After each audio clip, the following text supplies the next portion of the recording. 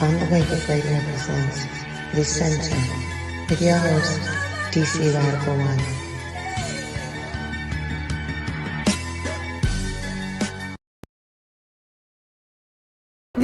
All right, good morning, everyone. My name is Elijah Lewis. I'm coming from you at the Springfield Town Center in Springfield, Virginia for the Fall Expo. But I want to take a minute to tell you about my book, Your Jewels Are in Your Journey, Life Lessons to Reach Your Optimal Self.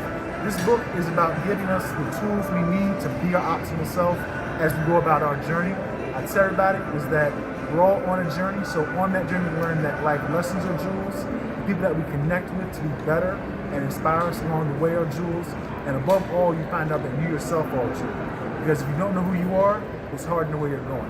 So if you're interested in learning more about me and my book or my motivational speaking, I speak on topics such as freedom from life's addictions, the reality of your vision, and many other topics. So if you want more information, go to my website, www.elijahlewis.org. You can get your copies, book me for motivational speaking, and above all, see where the journey takes you. And at the end of the day, may you find many jewels on your journey and continue to be the jewel that you are. Thank you.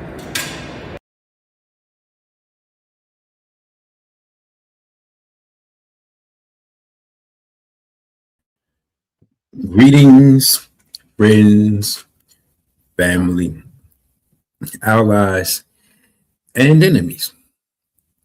I'm your host, DC Radical One. You have entered the center. Shout out to our wonderful producer, Cindy Ashby. You can check us on SoundCloud, YouTube, iTunes, Podcast, Google Play, Stitcher, Spotify, and iHeartRadio at On the Wake Up Radio. My apologies. I know I said we would do another episode of SBL Talk, but Sister Najee is not available to come on tonight, so I didn't want to do that show without her because she came up with that show. So we made a pivot to the Sahel Alliance, and they're having a summit literally right now as we speak. Well, probably not right now. It's probably have closed out for the day. But y'all understand what I'm saying. Oh, wait, hold on. Let me get some music together.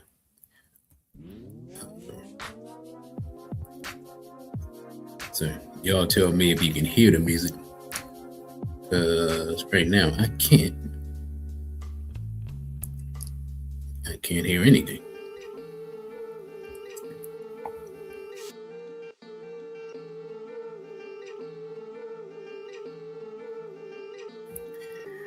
Let's see. Who do we have here? We got whether you got ripped off of BB40. You got ripped off. BB40 Straight Black Pride, Brother Elijah. We just played his commercial. Check him out at ElijahLewis.org so you can purchase his book. And who do we have here? This is, man, I need glasses. So somewhere in there is the name Chris. So shout out to Chris, BB40, long live the AES. Indeed. So while I'm waiting for a few more people to get in here. So that's how I had to make a late pivot. And then I looked up and I saw that the AES was having their summit. And I was like, oh, well, this is what I'm going to talk about then. So one of the things that has, I think I talked about this. So if I didn't, y'all let me know. But maybe a month ago. What you laughing at, brother? You got ripped off. Maybe a month ago, there was this propaganda going out that Mali was about to collapse, and that the insurgents / terrorists / Islamist were going to take over and all this and that, right? Did I talk about that before? Y'all let me know. Anyway, that's not coming to fruition. But if you looked at the media, like a lot of different media sources, they were saying that. Here's what's really going on. Mr. Goita took the gloves off and start just getting bodies. You know what I'm saying? Like they putting people in plastic bags. So once that happened, you know what I'm saying, they backed up the insurgents because the insurgents had taken over some of the road, like made their own checkpoints and all this type of stuff. So they were stopping fuel from coming into the capital of Bamako. Well, we know that's not an issue now because the summit is in Bamako right now, right? So the summit is in Bamako. Mr. Chiani is already there. When I looked at it, this was 4 hours ago. Mr. Traore was on the way. And one of the things they have announced now, you know, speaking of insurgents and whatnot, is a 5,000 man united force, military force, consisting of troops from all three countries. So let me see, pull that up real quick, just so y'all can see that I'm not making up stuff. From North Africa Post. I don't know why, like, bruh, I'm just trying to show something. Like, y'all got advertisements everywhere. As we see Mr. Goita speaking, the Sahel Alliance launches multinational force to coordinate counter-terrorism drive. So what this means is that all three countries now are going to share intelligence, military hardware, weapons and tactics and training to deal with this ISIS related problem, which, as we know, ISIS is really Mossad and CIA, and in this case, French intelligence working with them. So what we really have is Africa going against Mossad, CIA, and I don't even know what the French intelligence service is called. That's what we have going on, right? And they're, of course, being aided by Russia. And as I talked about earlier this year, Russia has been at war with France. I don't know if they knew it at the time. They probably suspected it. In Ukraine, French troops were in Ukraine. So Russia is really, by helping the AES, they're weakening France because, of course, one of the things we saw, Niger is taking over their uranium mines. And of course, France is like completely dependent upon their electrical power is powered by nuclear power plants, right? So they're completely dependent on nuclear energy, but they weren't paying market rates for the uranium. So now they have to pay the market rates. And realistically, they don't, you say France has a DGSE? Okay. Excuse me. Excuse me. I don't know. Y'all might hear some weird stuff in the background because I don't have my mic. And I don't know if the noise reduction feature is working. So y'all hear some weird stuff in the background. Hey, man, it is what it is. So what we got going on is France has been hurting, right? Like seriously, as far as from the energy situation. And once you remove, if we're being completely honest, once you remove the colonized resources from France don't have nothing. Like they're literally become a quote unquote third world country, right? We just don't think of third world countries in Europe, but I mean, everything they have, they stolen. Like they don't have very many natural resources. As we know, they're not really built like that for fighting, really. You know what I'm saying? It is what it is. So that's why you see them, the French government, doing everything they can to undermine the AES, they try to work through. This is so weird to me. Try to work through Nigeria. Nigeria wasn't colonized by France, so I don't know what's going on with that. They're trying to work through Nigeria to undermine the AES, and I don't have the article up, I can look for it later.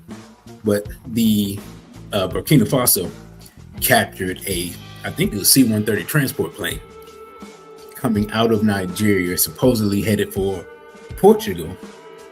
But Portugal said, yeah, we don't know nothing about that. And so the captured crew, I believe it was 11 Nigerians, the last time I checked, was still in Burkina Faso. So, right. Yeah, thank you, brother. Yeah, they belong to, they're basically, Nigeria is basically head of ECOWAS. But, I mean, I don't want to sit around and down talk Nigerians, but I'm going to be completely honest. The general lust for money that seems to be a Nigerian trait.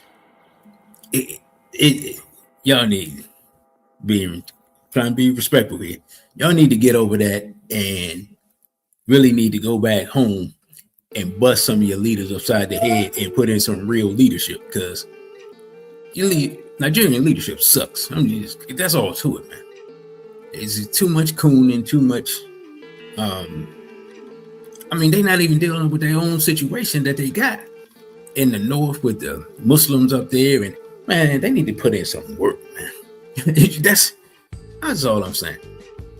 Brother, you got ripped off. You said, I see the story about Mali's government ordering the country to hand back over some resources to a foreign company, but that company has to give Mali half $1 billion.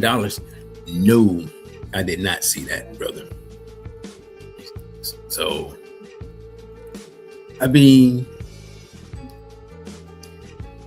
you said the total was 1.2 billion. Say Mali recovers over 1.2 billion after. Oh yeah, no, I talked about that earlier in the summer. Yeah, I talked about that earlier in the summer. I mean, not in the summer, but like toward the end of the summer. I talked about that, them recovering that money. So, man, I don't know where that video was. I saw a video that was showing how much money that Ibrahim Traore had generated just by controlling their resources. It was a lot. Chris says, any, and I do mean any coastal country that leaves ECOWAS and joins the AES is basically checkmate. Right. And that's a very excellent point, because realistically, the only limitation is them being landlocked. If Ghana had not made that military deal with the United States, Ghana joining the AES would basically collapse ECOWAS and just make them the new power. Like, they still are the new power, but you and I are thinking the same way. They would be the new power of Africa. If this insurgent problem wasn't so bad, I'm not gonna lie. If I was them, I would go up to Libya and say, look, we do have a problem with y'all. Like, let's get it straight, because y'all got a slave market that I don't think you're taking care of. Now, Saif al-Islam and his brother just came in. I would tell them, I'm saying, look, work with us to get your enemies, because I know they're still in the country. The people that were running the country, Libya, a few minutes ago, literally, they're still in Libya. I would tell them, look, let's make a deal. Let's build a railroad to go through Libya to your port. Let us buy one of your ports or whatever, and we'll help you out with your problem, because since we already working on that, and turn over to us the people that's running the slave market. So let us know where we at so we can get them bodies. That's the move I would make. But y'all tell me what y'all think about that. Y'all like that move. The Ghana move, if Ghana can get out there that deal with the U.S., that'd be the first one. I would definitely call them and be like, come on, man, stop playing for real. Like Ghana could be the jewel of Africa if we could stop the cooning. You know what I'm saying? Like if you can stop the cooning, Ghana would be the jewel of Africa. And if you could get Ghana on the south and Libya to the north, where you have coastal regions on both sides to the Mediterranean and to the Atlantic, bruh, listen, it's over. Like, it's over. Bro, you got ripped off. You said John Muhammad claims to be turned in a new leaf. Hey, man, the thing about Ghana, this is gonna sound crazy. Like, Ghana should be a revolutionary place, but it's been so calm and so peaceful, and so it's been working at a good rate for so long that like stuff has to collapse to get Ghanaian people to get up in arms to actually want what the AES has. Because the fact that a lot of people come from the West and go to Ghana lets you know how chill it's been, right? Because literally, and this is the bad part when I say chill. Chill can be a good thing as far as like if you want to go on vacation. But if some revolutionary stuff is happening, you don't want to have a spot that's chill because they ain't gonna do nothing. They just gonna look and be like, hey man, it's kind of comfortable. Hey, why would we do that? We got a beach and we got tourism, and you know, America's come over here and spend money. Why would we mess that up? Right? So chill in revolutionary times, a chill country is of no help. You know what I'm saying? It's like if you got to put in work and you got a homeboy that smoke too much and he don't want to do nothing, and you trying to put in work and he like, man, come on, man, why don't we just leave them folks alone? We're like, nah, we're not leaving them folks alone, bro. We got to put in this work. You know what I'm saying? That dude threatened our boys' moms. We got to handle that business. You know what I'm saying? Put down the blunts out there for real. So, yeah, that's the only thing with Ghana.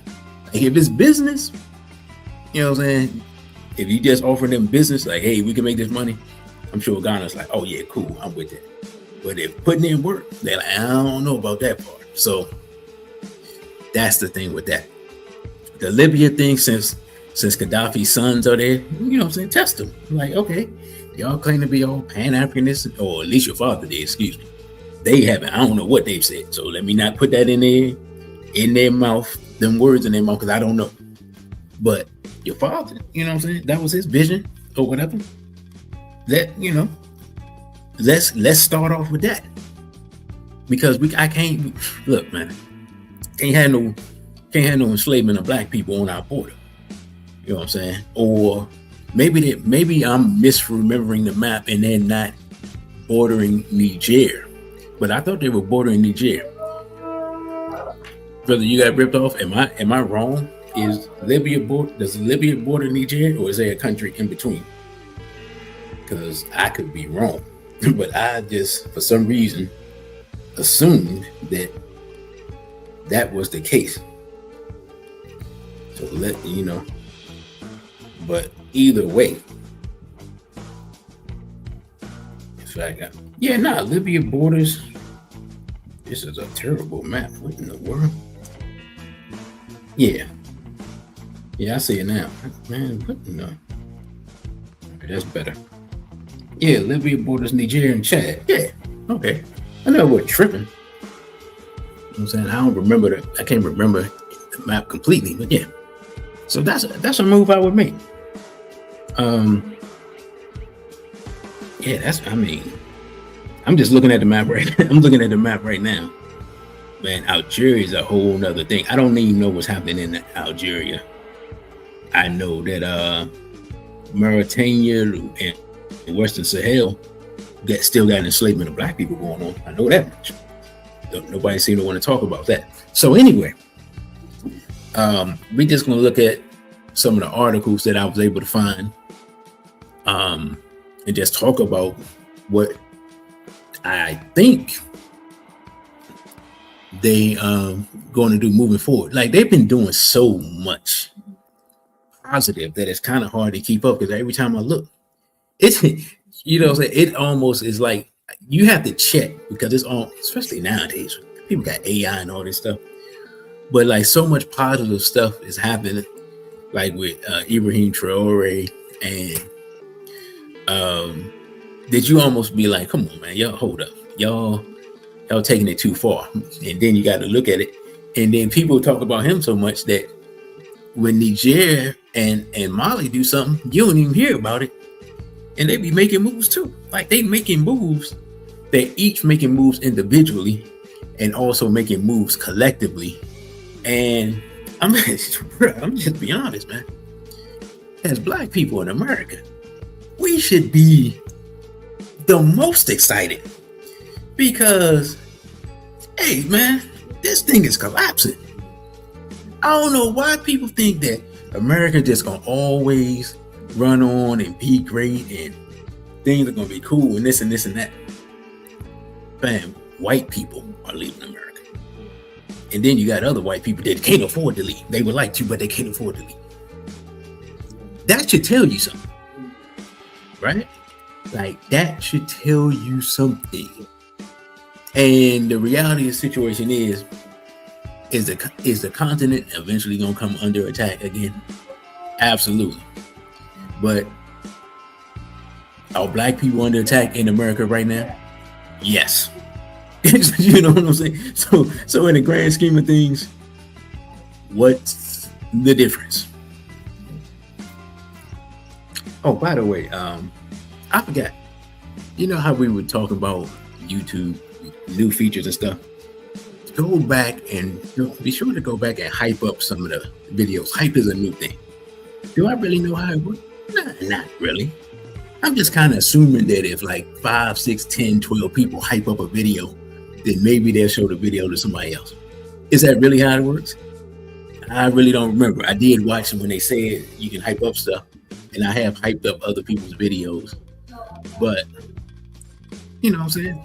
Just hype up, just go back and watch, you know what I'm saying? Hype up the Genie videos or whatever. You know what I'm saying? I haven't seen the feature where it comes up on live stream, so I think it's just for videos. I don't think it's for live streams, but I would have to go back and see. So that's that.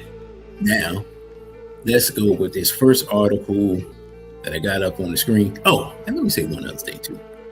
And for Negroes to say that African people don't grow beards, hold on. You know what I'm saying? Because they're like, man, they don't grow beards like us. They're different from us, blah, blah, blah, blah, blah. Let me take this off the screen. Yeah, I want somebody out here to tell me that they don't know no Black people from America that look like Mr. Goiter. Because if you tell me that, you a damn lie. You know what I'm saying? He looking just like somebody's uncle out here. And dudes is talking about we not African and we don't even look like them. And yada, yada, yada. Come on, man. Like, stop smoking whatever y'all smoking out there. That's all I got to say. All right. Rip. Oh, bro, you got ripped on you. This you they put that up, or you put that up?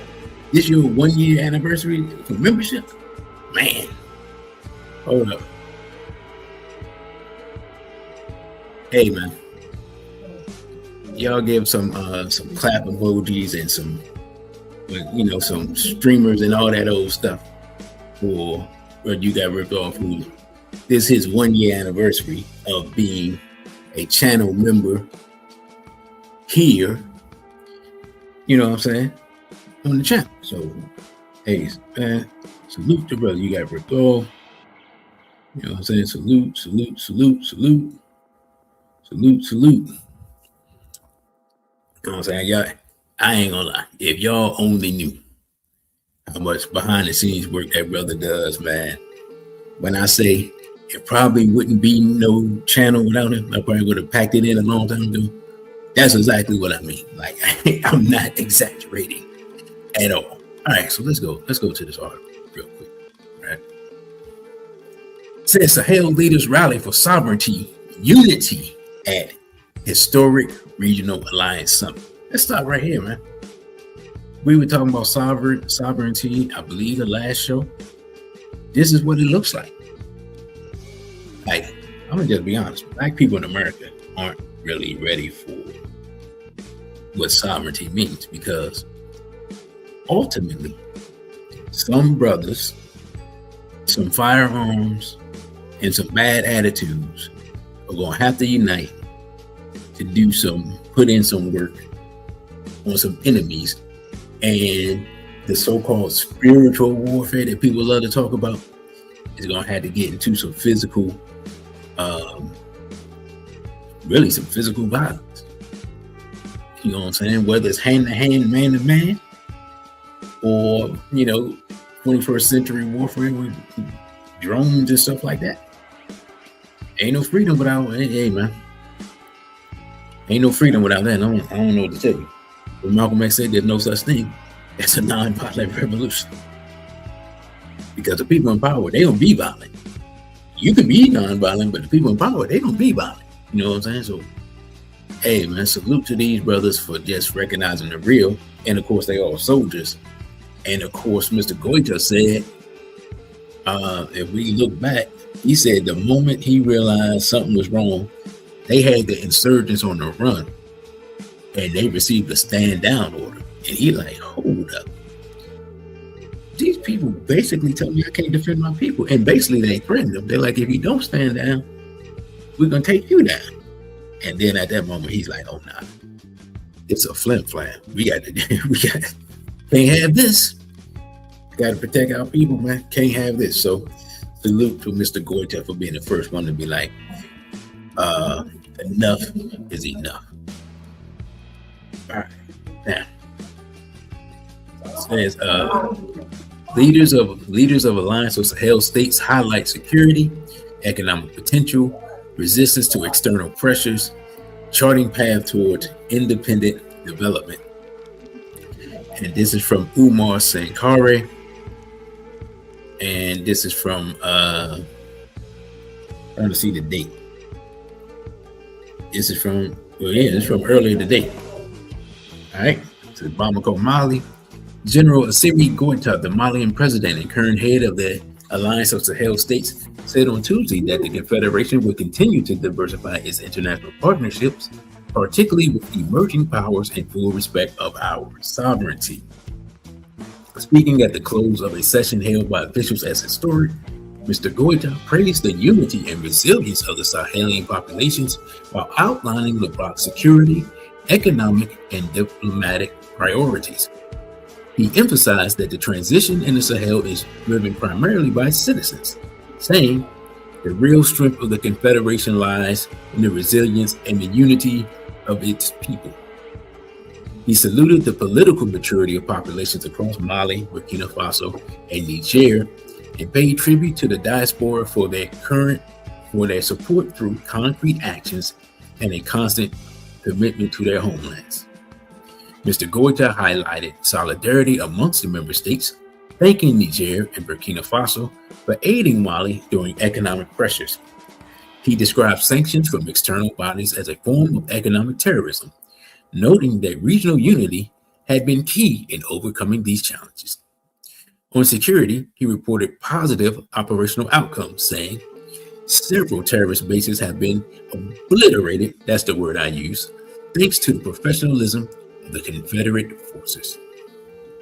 He reaffirmed the bloc's commitment to self-reliance, adding, the security of the AES will be ensured first and foremost by our own forces, and cited the ongoing development of the unified forces of the AES. Addressing economic issues, the Malian president rejected narratives portraying the Sahel as structurally poor. The AES space has immense mining and agricultural potential capable of feeding our populations and supporting development, he said. He also highlighted the launch of AES TV, describing it as a strategic tool to break the disinformation campaigns and hostile narratives targeting our states. Let me stop right here. Man, listen. Let me be completely honest. If I was a young man, like, if this was going on, 20-year-old me would be over there asking them for a Kalashnikov for citizenship, like straight up. Be like, Who do I have to take down to get citizenship in this alliance? Where do I have to go? Pass me a motorbike and a Kalashnikov and let me get out. You know what I'm saying? I am just being completely honest. Man, I'm just being honest. This is just exciting to me to see three, not one, not two, but three African nations realize that they have been enslaved, suffering from neocolonialism, and coming together and saying, hey man, why don't we work together to free ourselves from our enemy? And now I'm saying, why don't we work together to put in work on our enemy? I don't know how any black person on earth could be in opposition to this type of, see, this is the type of unity I'm talking about. When people be talking about, oh, we need to unify. Hey man, real G's can't unify with suckers. It don't work that way. You know what I'm saying? All three of these leaders, all three of these men are real men, like men. And it's exciting to see. Chris says they've been somewhat uptight about new citizenship as a security measure, and I respect that. Because let's just be honest. And I'm just speaking for our people here. If you listen to our people here on the internet and all this I ain't African stuff and all this pro homophile stuff and all this European butt kissing and stuff we got going on, I be looking at it sideways too. In fact, I do look at our people sideways, and I ain't, you know what I'm saying? I'm not in charge enough. So I can understand that as a security measure, and that's why I said, you want to prove yourself, sign up for that training and take out some of their enemies. I don't care what government you talking about. You sign up for training and take out their enemies, they gonna give you everything, right? People come into America. It's people I've seen, like Asian and Hispanic dudes, and their family brought them over here when they were kids, and man, they went join the military, went over there to Iraq and all that stuff. Don't nobody bother them. Them people got access to all the government resources you need because they put in work, basically. Like, you know what I'm saying? One thing we have to accept, really, just as men, everybody respects people that put in work. You know, it's just who you put in the work for and who you put in the work against. That's really what it comes down to. The fact that, like, let's look at the AES and let's look at the whole AES Russia thing. When Russia saw these countries fighting for their sovereignty and seeing that they would weaken one of their enemies, they're like, all right, let's see if they're serious. Let's help them out. Let's give them a little bit of help. Let's send some of our people down there and see. And then once they saw they were serious, they're like, oh, nah, these dudes serious, right? And for whatever reason, Mr. Putin seemed to just seemed to love Mr. Traore. Like every time they get together, they all smiling and whatnot. And he always shaking his hand and it's like, oh man, you go, my man, I'm good to see you type of thing. I don't even know. You know what I'm saying? But if you look at the pictures and videos, Putin just seemed to love that dude. And it might be just one of them things because, you know, Putin is, man, he old military KGB spy out in the woods, chopping wood and hunting and shooting stuff and wrestling bears with the bare hands, all types of wild stuff. So, you know what I'm saying? Real recognized real, man. And I think it's that more so than anything else. And as far as like strategically, if I can strengthen my enemy's enemy to weaken my enemy, why not? That's pretty much the calculus that Russia has made. And it's been beneficial for the AES. And the stronger the AES gets, the more, I hate to use this word, but in this case, it's a good word. The more integrated they get with each other, not with no non-African people, but the more integrated they get with each other, the more powerful they become. And once the confederation starts not only combining the military, but combining the economic resources. Like, for example, right? Russia is supposed to be helping, I think it's Burkina. Russia is supposed to be helping Burkina with nuclear power so they can have energy, so they can have electricity, right? Because you talk to people on the continent, that's one thing they say. Your electricity and your internet, no matter where you're on the continent, other than some parts of South Africa, you never know. You know what I'm saying? Those two things are not guaranteed, right? But if they can get to the point where they have, I'm not gonna lie, I'm not a big fan of nuclear, but I mean, it's the 21st century, I understand. If that can get them to the point where they're generating their own electricity and you're getting your uranium from your neighbor that happens to be one of your alliance members,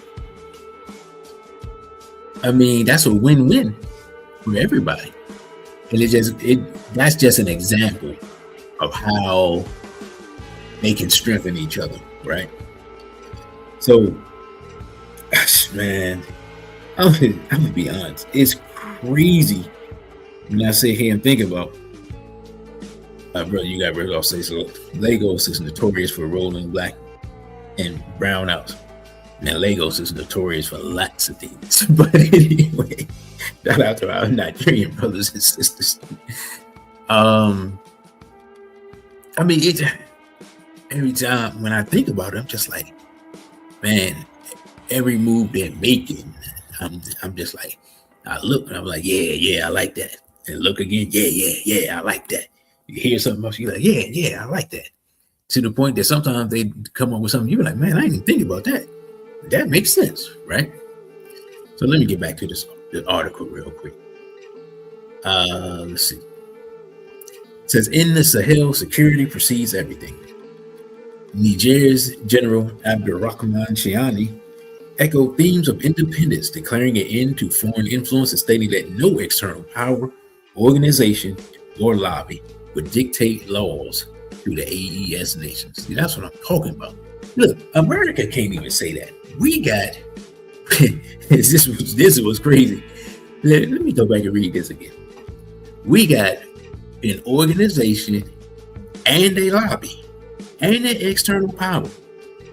We got all of that dictating laws in America.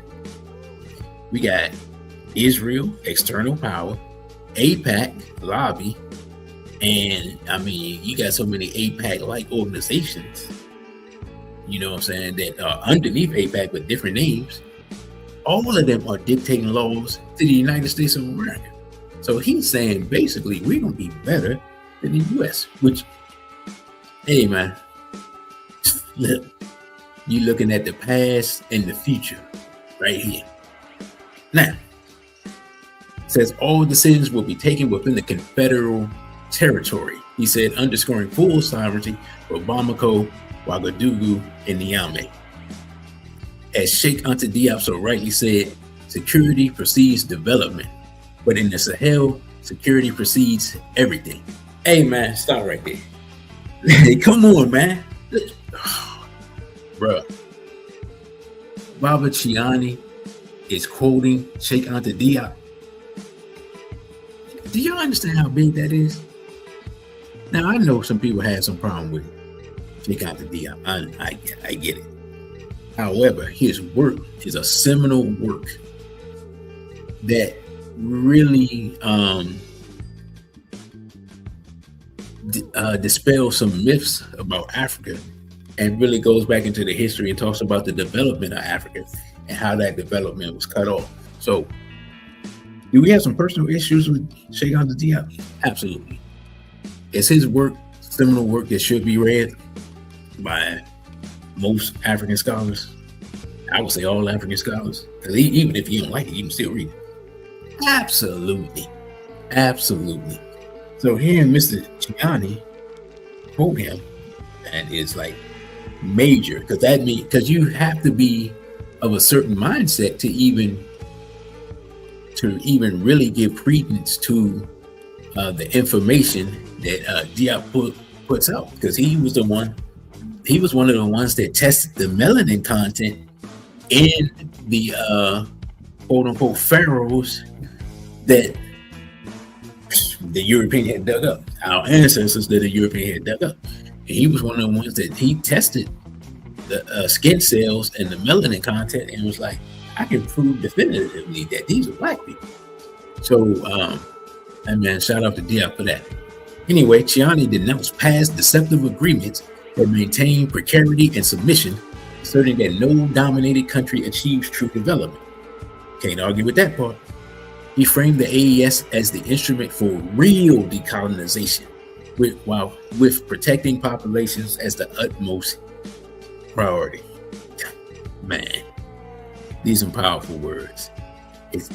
It reminds me of, and I don't even know the song, but anyway, allow me to go back in time. The rapper Paris, I don't know if y'all familiar with him, but he has a song where he samples the beginning of a speech, and the person introducing, and I don't actually know, I can't remember who's being introduced, or even if I don't even know if they say who it is, but he says, the person that's representing real black leadership here today, and then he says the name, then he's like, okay, brother, do your thing. And then Paris comes on and rhymes over this man, the beat just crazy. Anyway, so allow me to have that hip hop flashback. So that's what Baba Chiani's words really, like, that struck that nerve and just brought that memory up when he says real decolonization, not pretend decolonization, not faux decolonization, but real decolonization.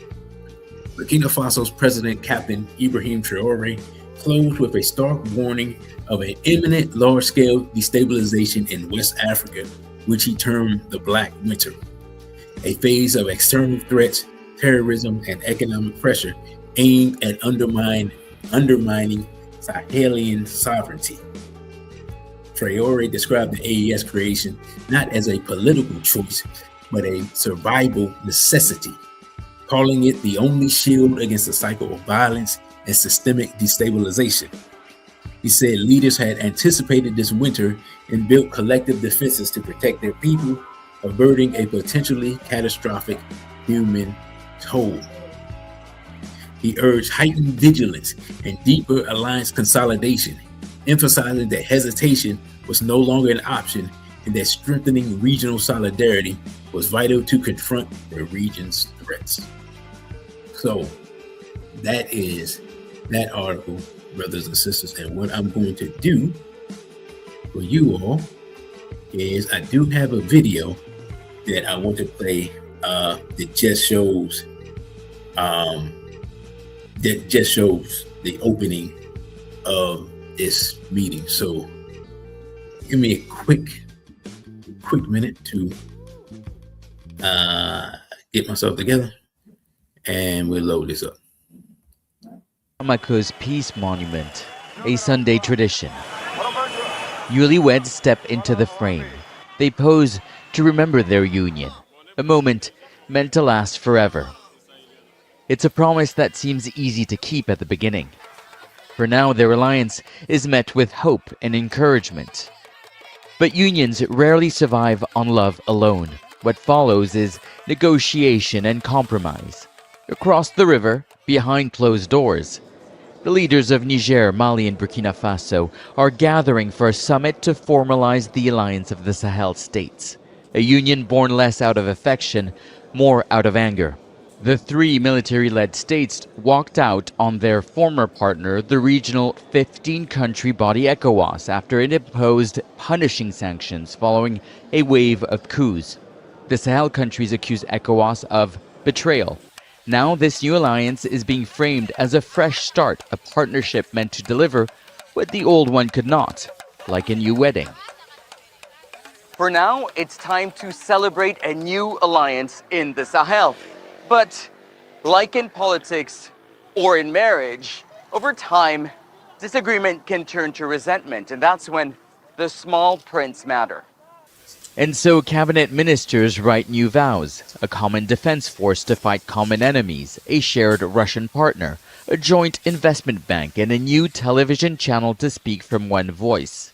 It is a marriage of reason when you have 15 household members. Cohabiting becomes cohabitation. It's not easy, but with 3, now I can say it becomes much more interesting. There are many more similarities. There is much more shared perspective. And above all, there is mutual trust, and we can move faster. A swift union forged in uncertainty, held together by the hope of peace and unity. Nicholas Hawk, Al Jazeera, Bamako. Don't miss out. Get the full picture.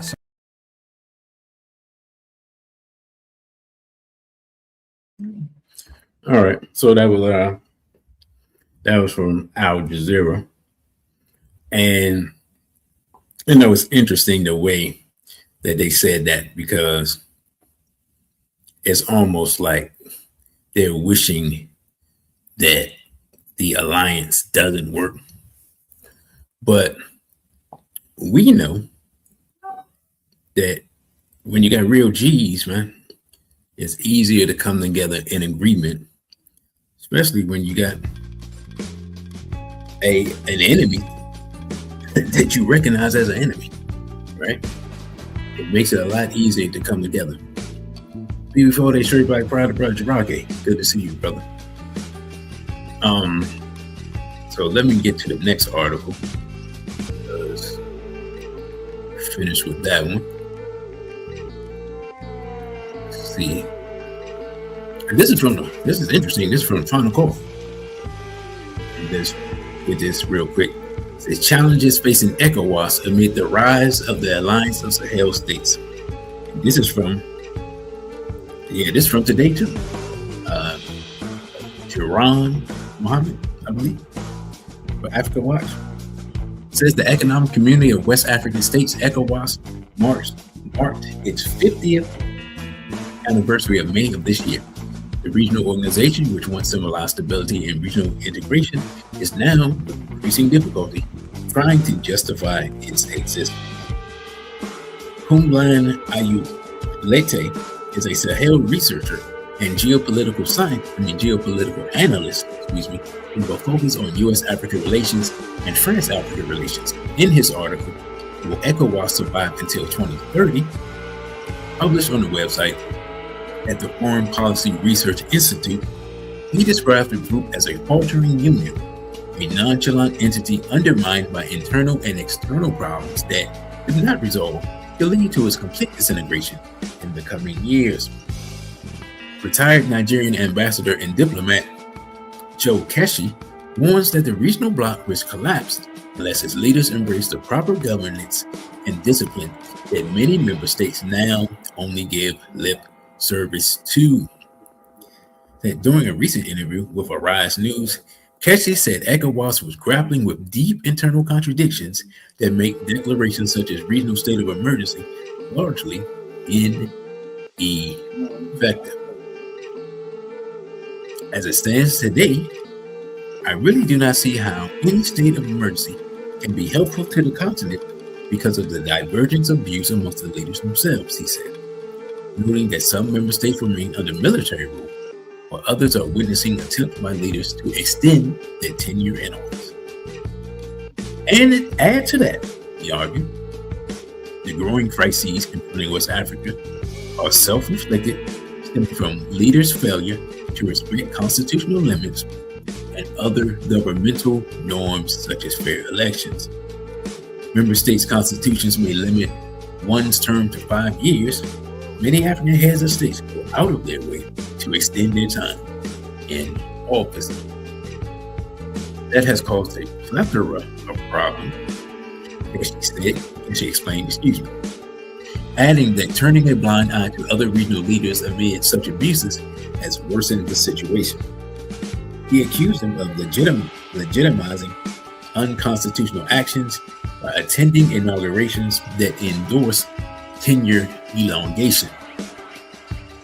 During a recent interview, first aired on the channel's television show Politics Today, Femi Falana, a Nigerian attorney and human rights activist, noted that the environment must be conducive for stopping coups in Africa. Wait a minute. Let's stop right here. Do we really want to stop coups in Africa? Or is that, and let's ask this question. Yahida says we turn down the music. Sure. Let's see with my music. Oh, yeah, my bad. We're past our normal. Thank you. We're higher than our normal music threshold. All right, that should be better. Thanks for letting me know. I didn't know it was that turned up that far. Let me get back to the article. Oh, no. Yeah, I was about to ask y'all a question. So here's the question. Are the coups the problem, or are the coups the solution, depending on the mentality and the politics of the people enacting the coup, right? Like, for example, how many more years should we wait for Nigeria to vote in an effective government? Right? I mean, we got some countries that have had leaders that have been, it's people on the continent that are leading countries that are literally 90 years old. They've been in power as long as I've been alive. That was last century. Way back. You know what I'm saying? So if people vote and the vote that they count says that the person's won again, does that mean that elections worked? Or does that mean the person can rig the system? Like, just because people are voting don't mean that your votes are being counted. Like, here's one thing people on the continent got to accept, which seems like the AES has accepted. This so-called democracy thing doesn't necessarily work for Black people. Hell, democracy is not working in America right now, if we're being completely honest, because the whole damn government been bought up by small hats. So if America's government can be bought and paid for, God, you know good and well, anybody's government on the continent can be bought and paid for, because nobody's government is going to be as expensive as the United States government. Like, people are paying. What did Trump say? Miriam Adelson gave him like $250 million to his campaign. That's one person giving, and that probably was like a one-time donation. That's one person giving $250 million to one campaign. Her husband probably gave another $250 million at the other campaign. Each run 3 times. I know for a fact that the Adelsons had given Trump $500 million. Yeah, thank you, brother. He said, for anybody confused, that's one person donating $250 million for one campaign. Trump has run 3 times. Add that up, that's $750 million or $750 million. That's from one family, husband and wife. Think about what I'm saying. You mean to tell me you can't buy how many, let's be honest, how many African governments can you buy for $750 million? 3, 4, 5. So the idea that democracy is going to, if democracy can't work in America, democracy ain't going to work nowhere. And democracy is not working in America. I don't care what nobody tell you. Nothing. I mean, if people can literally spend billions of dollars, not millions, billions of dollars, and funnel This is what we talk about is just the legal money above the table. God, Mossad only knows what's underneath the table. You know what I'm saying? Not God. Mossad knows what's underneath the table. The amount of legal money just for the campaign is insane. And that's in America. You don't think nobody can buy nothing in Nigeria? But you got Britt say probably you say probably tend to be honest because the most corrupt are too dumb to even realize their worth in just 100 mil in a Bentley. Hey man, I'm saying. So when we talk about coups and coups are not a good thing, it depends. If you're gonna have somebody that is quoting Sheikh Diop and quoting destruction of black civilization, and that's the person implementing the coup, yeah, it could be a good thing.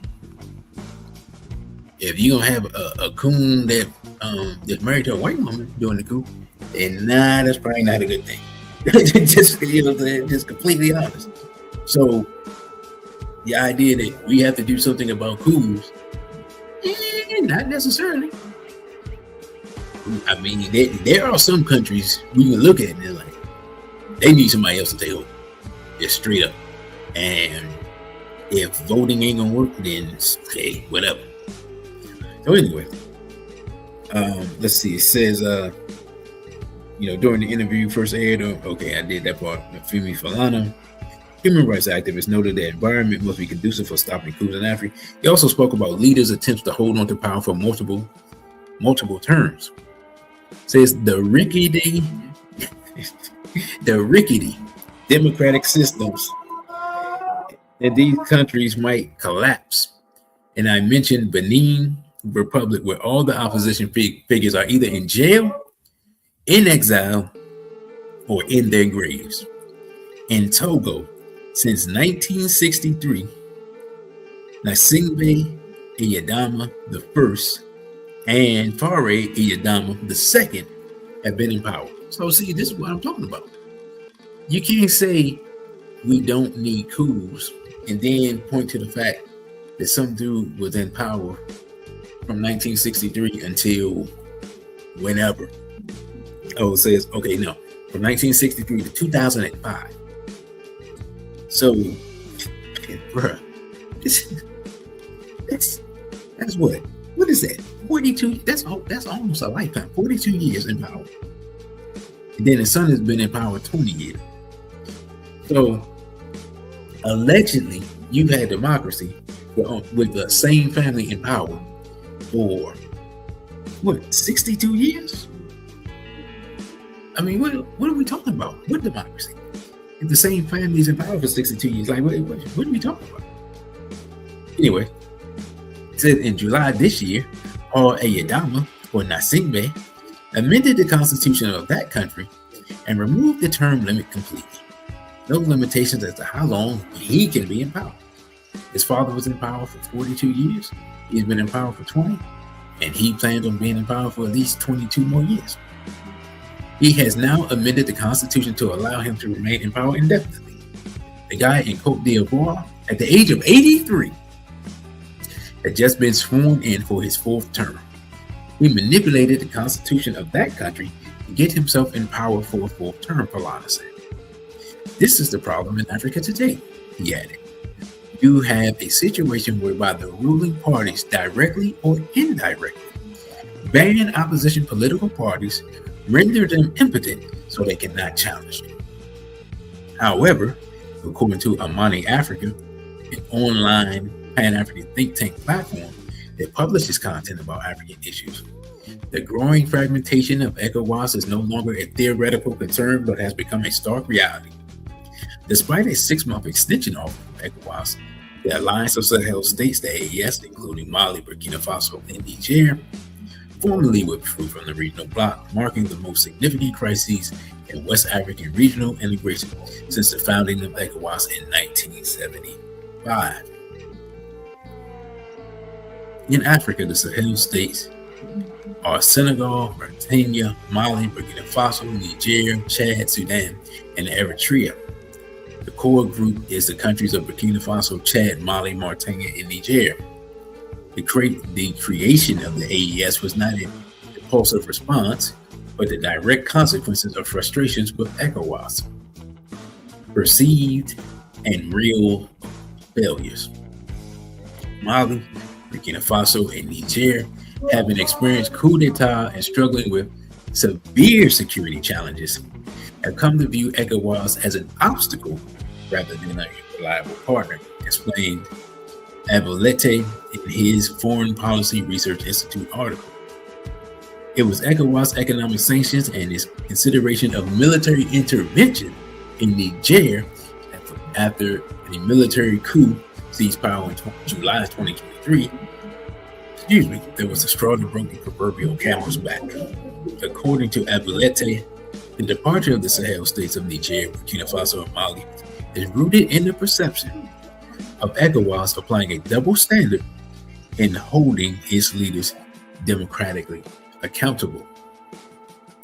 He explained, while swift condemnation and sanctions were imposed on the Sahelian states following their military takeovers, there's a powerful sense that other member states with less overt but equally damaging democratic deficiencies, such as Togo, have been allowed to operate with impunity.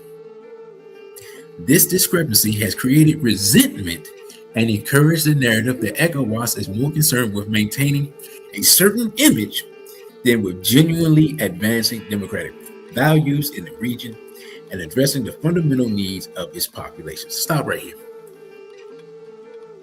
As I read that statement, I'm gonna be honest. It reminds me of American politicians. Like, we have Black America as top politicians who are Black, who are part of the Congressional Black Caucus. They have fundraisers and they have all this stuff. They have different events here in DC. I actually was working at a venue where they had an event, right? So I got to see some famous people or whatever, and got to see how they, just be a fly on the wall and see what they do. People that haven't done nothing for Black people, and I don't know how long, to be completely honest. And so when I see what they're saying about ECOWAS, it's like the same thing. It's so weird. I'm telling you, if Black people around the world had a meeting and took notes and started explaining the different stuff that's happening, we'd be amazed at how the same thing is happening around the world, regardless of what country we're talking about or what region and language and blah, blah, blah. We'd be talking about the same problems going on, right? Now, let me get back to this. It says, the rise of leaders who are not beholden to colonial powers like America and France is also making an impact and speaks to the weakening of ECOWAS, as many of those countries still have ties to the West. Some are looking to the AES for future leadership. A recent surge of support for the AES, both on the continent and across the diaspora, and particularly for Captain Ibrahim Traoré of Burkina Faso, in the face of Western scrutiny in various failed coups, articulates a clear message. The AES represents a powerful alternative, a vision of leadership that resonates deeply within Africa. Said, now y'all got his name spelled Abolete here earlier, but then Ayulete here. So hopefully I haven't, shout out to the final call, but hopefully I haven't messed up the brother's name. If so, my apologies. I was reading the text, and unless my eyeballs ain't working, which, I can see that's a possibility. That's why I pronounced it both ways. But yeah. But the interesting thing they said is that other African states are looking at that leadership model. And let's just be honest, man. Real G's are needed in leadership. You can't have people that are, what do you say, brother, need more coffee? It's kind of late for coffee. But I did eat recently, so, the itis starts setting in. That's why I try to eat after the show most times, but this time I was like, nah, I gotta give me something to eat. So yeah, who knows? But no, man, I mean, we're in a time where, man, we need real G's. You know what I'm saying? Like real thorough dudes that's not gonna be out here. You can't have no suckers in charge, right? And people can say what they want, good, bad, or indifferent about Mr. Chiani, Mr. Goita, and Mr. Traore, but nobody, and I mean nobody, is taking them to be suckers.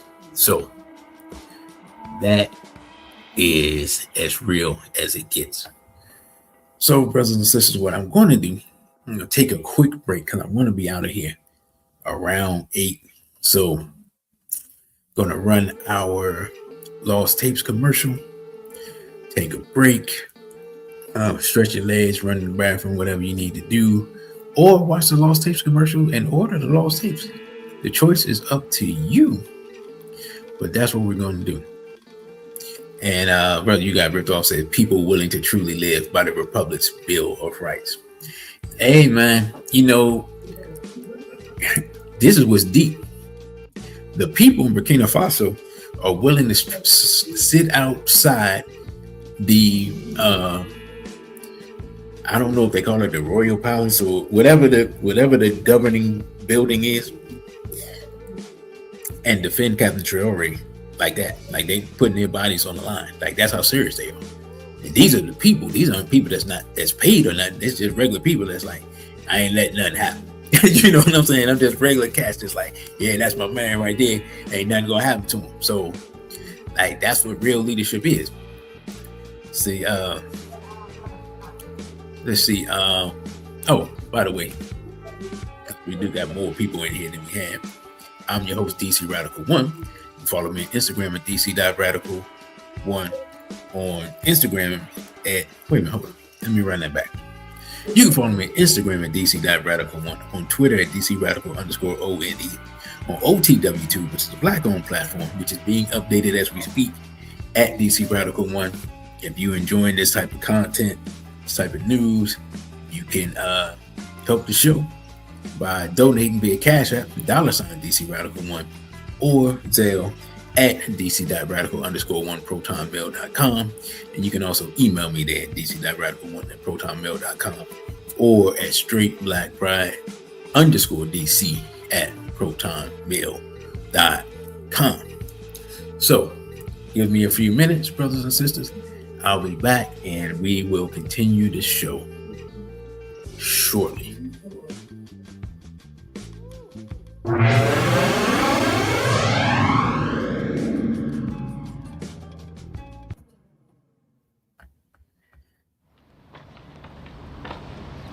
Now, we're going to go and talk about AIPAC. What is AIPAC? The American Israel Public Affairs Committee. AIPAC. What does AIPAC do? AIPAC is the gangster with a whole lot of money that says, I'm going to buy you and pay you money, and you're going to make decisions that I want you to make. You're gonna do as I tell you, because I got my hands in your pockets. And they attached to people like Jeffrey Epstein, who take videos of the people that are supposed to be our representatives, and as they take those videos, they hold them hostage and say, vote as I tell you to vote. Do as I tell you to do. I didn't even, the concept. I saw Naeem Akbar talking that black talk he was gay, and I was out there telling everybody, but this dude gay. You remember back in the 90s, he was hating me. Oh, this dude gay, man, we can't do this. You can't be up there talking black and be gay too. I was like, okay, he out the way. No, we're not doing this. I'm saying this because I did not imagine a time, little old me from Southeast,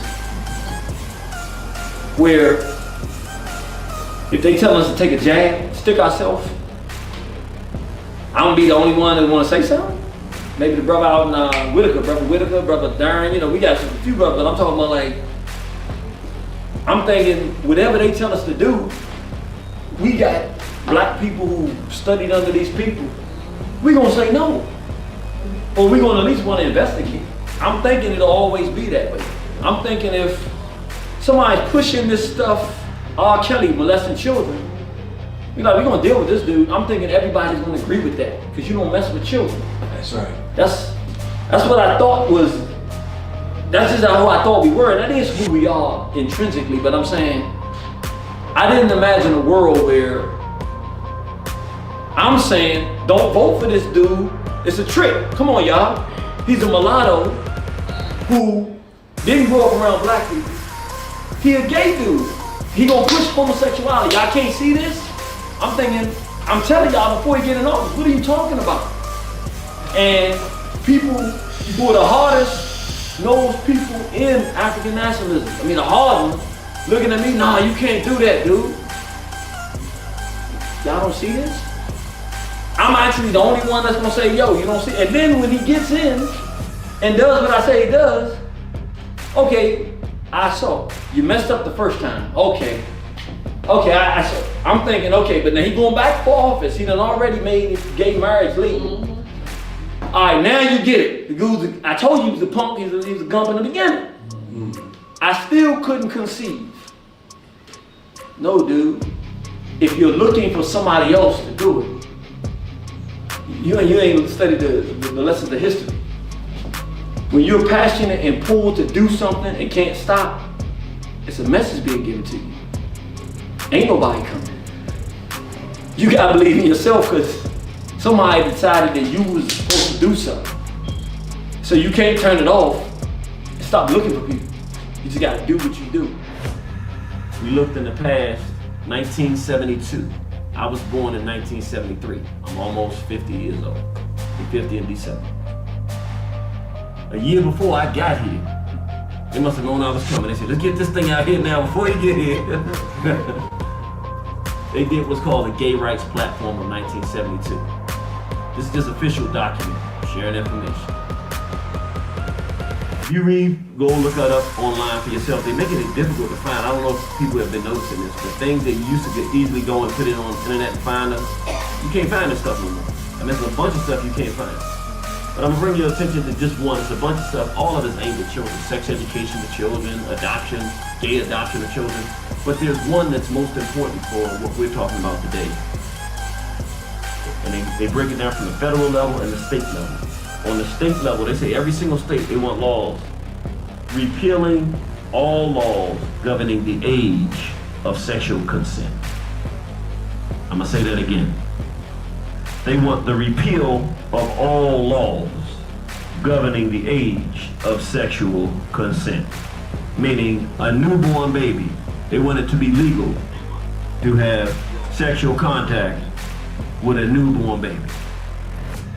What year did I say? 1972. That's 51 years ago. Fast forward 21 years from then to 1993.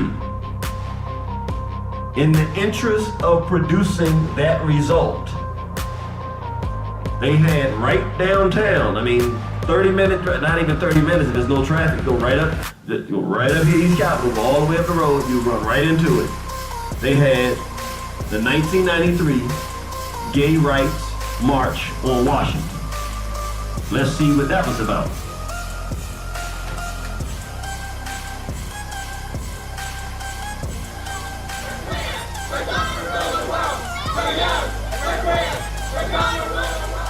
Check one.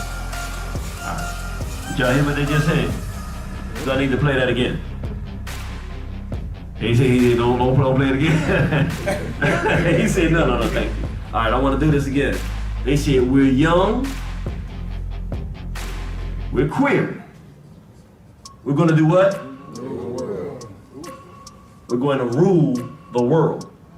Now remember, 21 years before that, what did they say that they wanted for children? Repeal all laws governing the age of sexual consent. They want to have sex with children and make it totally legalized. 21 years after they said that, they said, we're young, we're queer, we're going to rule the world. That was in 93.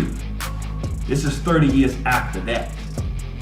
So they've had 30 years to say we're queer, we're going to rule the world, which at that point they said we haven't gotten to the point where we rule the world, because if they did, they wouldn't be saying that. They would say we're young, we're queer, and we rule the world. They didn't say that. We're young, we're queer, we're going to rule the world and have it our way.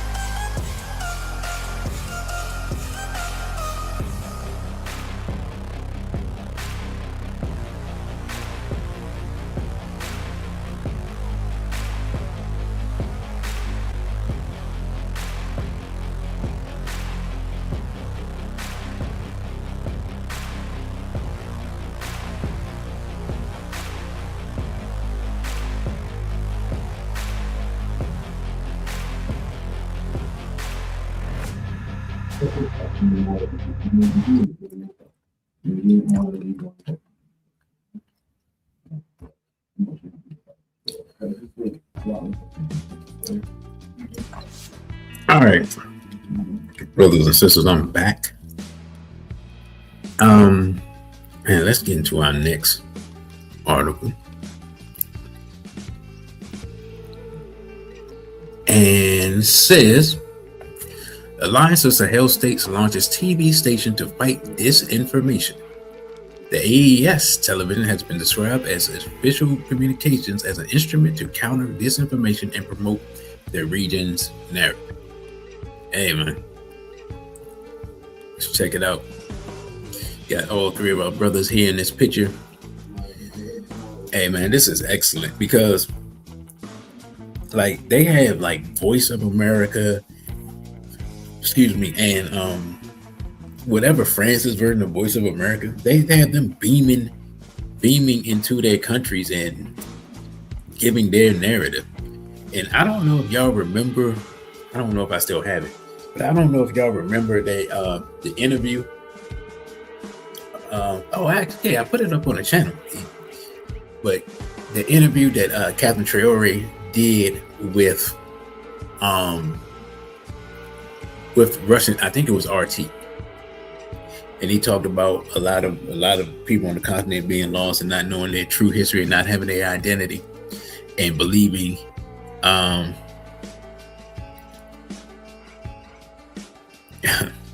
Hold up, brother, you got ripped off. You threw me off. I'm gonna get to your quote.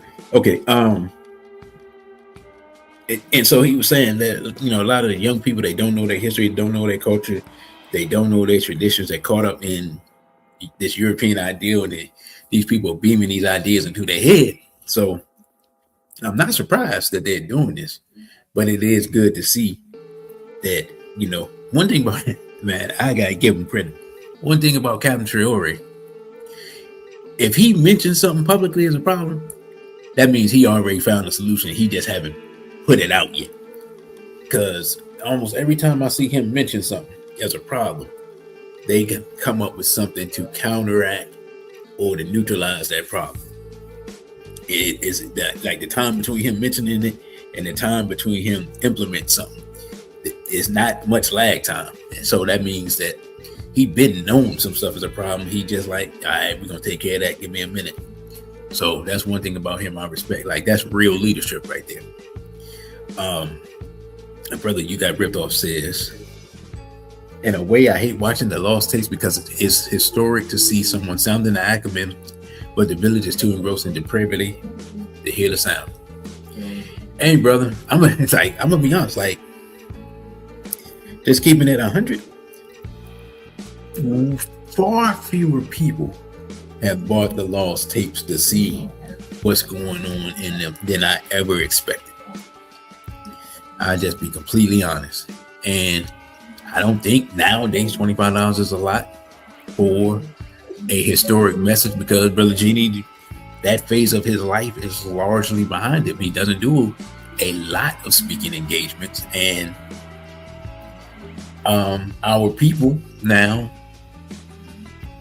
I might ask y'all tell me, like, are people coming out to hear anyone speak about anything real nowadays? Like, I know here last year, a lot of people came out to hear man, I can picture the guy, but I don't think I know his name. But he talks about health and stuff, right? Short brown skin dude, I think got some tattoos on his face or something. Talks about health and stuff. And a lot of people came out to his event. Okay, I mean, cool. But I mean, health is important. Yeah, like I don't know enough about him to say anything about him, and you know, so I can't even remember the dude's name. So yeah, I tell you. But like in cities where y'all at, possibly, brother, possibly, because it's kind of like two dudes. It's one dude that's got a low haircut. And then so another dude, I don't know what he be rocking a hat, so I don't know if he got locks, or I don't know what he got what he got going on. One dude is more clean cut, and the other dude is more like he got beard and locks or whatever. So that dude, the dude with the beard and the locks or whatever, we talking about health and stuff. He sold a racket tickets. He sold a racket tickets to an event last year, like major. Like when I heard the numbers, I was like, huh? So. Brother KW Don said the lecture circuit has been on the decline since. Right. Yeah, that's definitely a major thing. But I was just wondering, was something different happening in different cities? Because one thing here, you don't have a lot of venues. Like, let me put it this way: you don't have a lot of venues that are open to the message of straight black pride, right? And we losing, especially in DC. Losing more than a handful of black businesses, man. And it's one thing I try to explain to people, but when you don't have money, people with money ain't really trying to hear what you're saying, being completely honest. But what I try to explain to people is it's no need to kowtow to people and be scared of people that's coming real and raw. Because the people that's coming real and raw, their constituency is more resilient. You see what I'm saying? Because they already made the decision to come see the person anyway. And if that person says, this venue, support this person that owns this venue because they opened up themselves to us, them people are going to be loyal. But the minute you look like you're not supporting them, like you basically like betray them, you're gonna lose your customer base. You know what I'm saying? And I don't think people really understand that. But I understand that people come under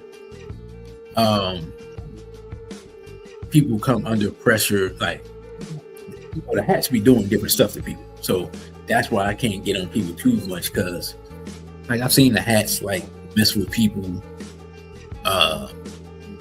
just threaten people's licenses and that type of weird stuff. So you never know. Brother Rocket say Yaki is a Hebrew Israelite former Chicago gang member. Okay, I didn't. Yeah, I don't know nothing about it at all. I don't know nothing about it. So yeah, I was just wondering because, and speaking of which, for a minute, I was thinking about not even a paid event. I was thinking about having a Dr. Khaled Day event.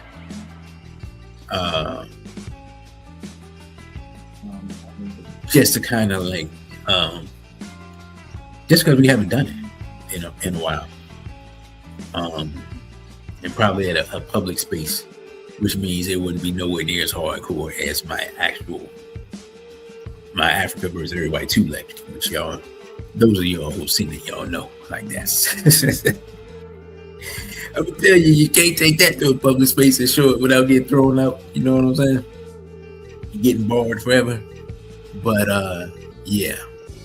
So I was thinking about doing something like that, but I haven't figured out how to carry on the spirit of Dr. Khaled and still be within the confines of any venue that I will have access to. So unfortunately, that probably would not take place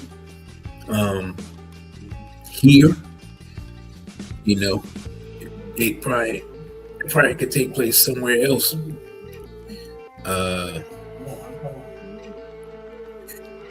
Brother Jirach, they say cannot even determine if the general population now has an attention span for lectures. I'm gonna be honest, that's probably a generational thing. The younger the person, the lesser the attention span. Because our people, well, that's how people being trained. Like that's how people in general are being trained, right? That's why I'm not a big fan of shorts, and I wasn't a big fan of TikTok and things like that. And once I thought about TikTok, you see what happened. Small hats went and bought it up. So it says that since the transition of, let's see, you got it says, since the transition of Sebi in North Africa, we now have 100 new wellness physicians and nutritionists starting to look like the early 2000s after Dr. Khaled Abdul Muhammad. Well, how many people we have that really picked up the mantle of Dr. Khaled and Dr. Clark? Like, really? I'm asking. Because you put that out there, and I'm sitting here thinking like, I'm asking, right? Like, how many people really picked up that mantle? I'm sure there were people, like I said in the clip, there are people who claim to be that, but where are they now? Brother said, these are issues we don't see the Sahel making, and we must warn them of the buffoonery. Yeah, man, we have to warn them of the coons, bootlickers, Negroes, feminists, small hat agents, like all of that would be coming from here, so that they don't allow those people to come in. And Brother Rocky says by design, especially with AI media, transhumanism push. Right. So let me get back to this article, because we got to talk about this other stuff. I forgot about the article. They just got the pictures just sitting up and telling you. It says the leaders, and this is from 7 hours ago. It says the leaders of the Alliance of Sahel States, AES, a grouping composed of Mali, Burkina Faso, and Niger, have inaugurated a new regional broadcaster based in the Mali capital of Bamako.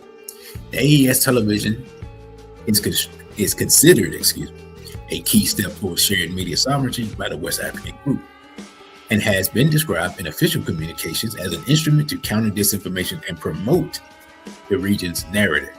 It was launched on Tuesday by Malian President General Assimi Goïta, Burkinabe President Captain Ibrahim Traoré, and Nigerian President General Abdurrahman Tiani, who met in Bamako for a 2-day summit to evaluate the first year of the AES Confederation. Mali, Burkina Faso, and Niger formally withdrew from ECOWAS in January 2025, following a year-long process.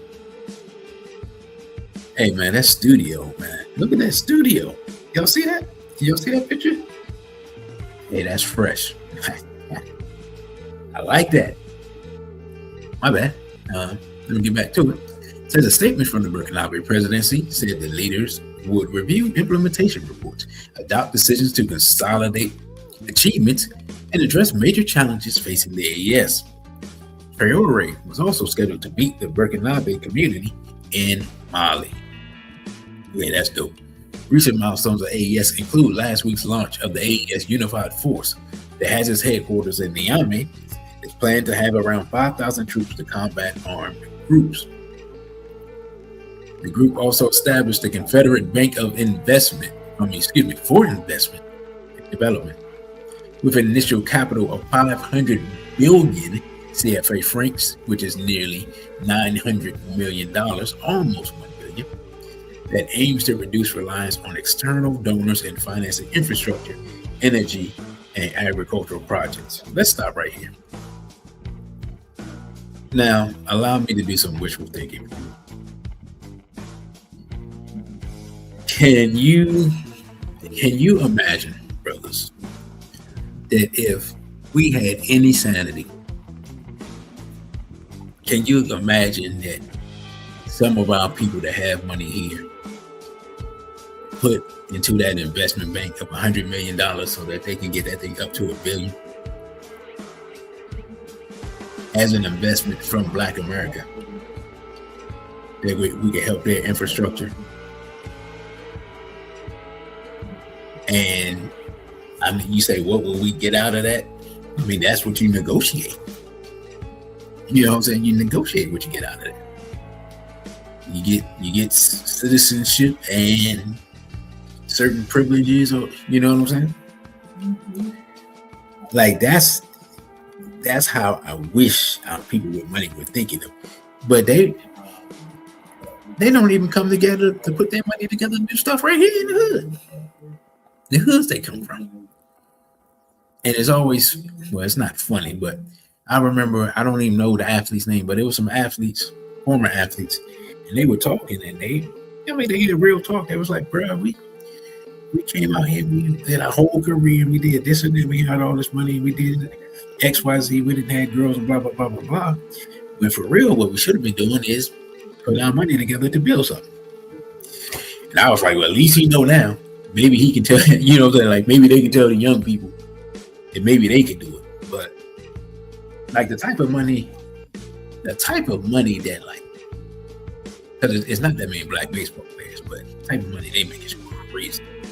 But the type of money that NBA players make, guaranteed money, 40, 50 million a year. Now, sure, depending on where you live, taxes wise, you probably only bringing in, out that 50, you probably only bringing in 30. But by the fourth year of you making 30 mil a year, once you get up over 100 mil, like, bruh, like seriously, that other 20 mil, what is that? What are you doing with that? You know what I'm saying? Okay, you got to live on this first 100 mil. Cool. Got to take care of your 12 children, by 4 different women. All right, I get it. All right. You know what I'm saying? You want to put 25 mil away just for yourself. Fine. But what's up with this other 20 mil? And you got an 8-year contract. So you got another 120 mil coming. What's up with that? We ain't asking for the whole thing. I'm saying build some infrastructure that can make you some money. So, and employ the people in the hood as well. That's all I'm saying. I ain't saying walk around giving out $100 bills. I'm saying, how come these dudes don't fund no businesses? You don't know nobody? They got business ideas? Nobody. Out of all your cousins, all your family members, all your homeboys, all them people you grew up with, and none of these people are businessmen. None of these people have a business already that you can invest in to expand their business. Like, you don't even know your barber. That's what I be wondering. That's all. I just be asking the question, like, y'all don't know nobody Black. You that isolated from the world? Like, now I understand the NBA now is a lot of second generation dudes. Their fathers played in the league, so yeah, them dudes is disconnected. I know that, right? Got a lot of mulattoes running around the NBA. I get it. But a lot of NFL cats, man, they still know people in the hood in Miami. Okay, you know what I'm saying? A lot of them cats come out of Southern Florida, and not the Southern Florida that people think like they come from the block. You can't tell me them dudes don't know nobody in the hood. I know for a fact that they do.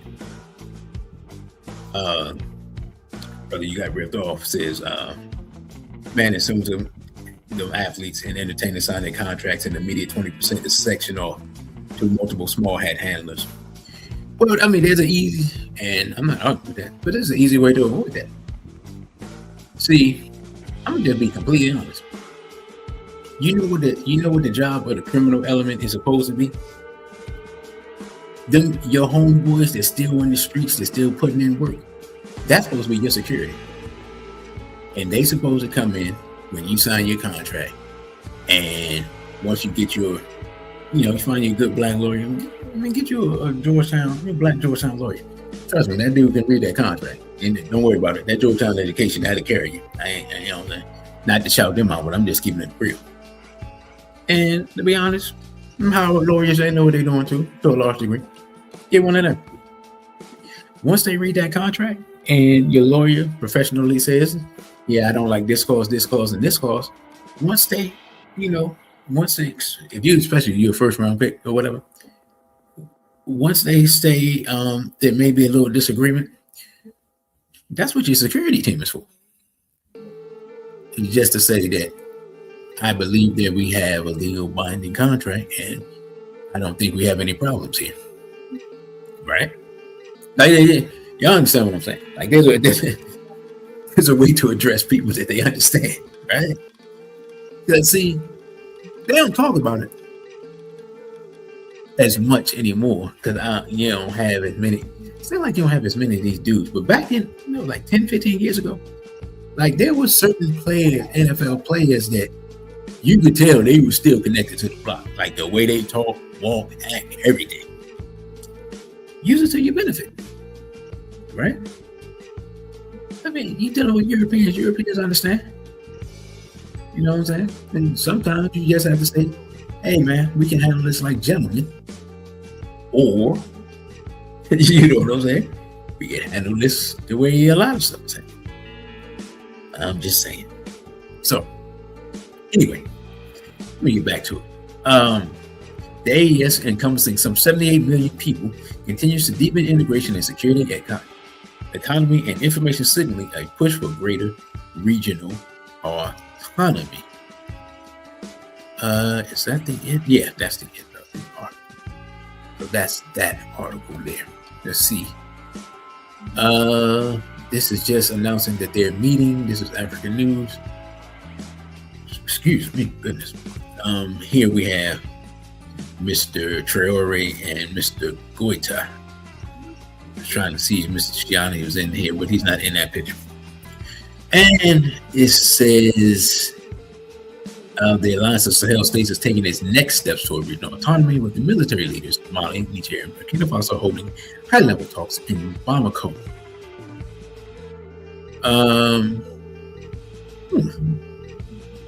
Let me see. Burkina Faso's Traore gets first Sahel Alliance identity card. All right, I'm going to go to that article next. I haven't seen it. Anyway,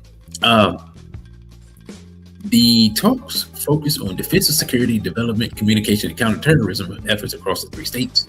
President of Mali, Assimi Goïta, and Niger's President Abderrahmane Chiani met on the tarmac of Bamako's airport on Monday before heading to the presidential palace. Burkinabe President Ibrahim Traore joined the summit on Tuesday morning after an unexpected delay. Mali, Niger, and Burkina Faso formed an alliance in 2023 and withdrew from ECOWAS last year. These moves follow fallout between all three countries and most of their Western quote-unquote partners, in other words, former enslavers, after military coups. Ahead of the summit, the three states officially announced the creation of a joint military force to fight terrorism in the region. And you know what? I think I got a video that's kind of long, maybe like 4 minutes or so. But I think I got a video that I'm going to drop. Thank you, brother. Real quick. So it'll probably sum up. It might be from African News. I need to see, but it will sum up large parts of this article, I believe. So let's check this out and see what they drop.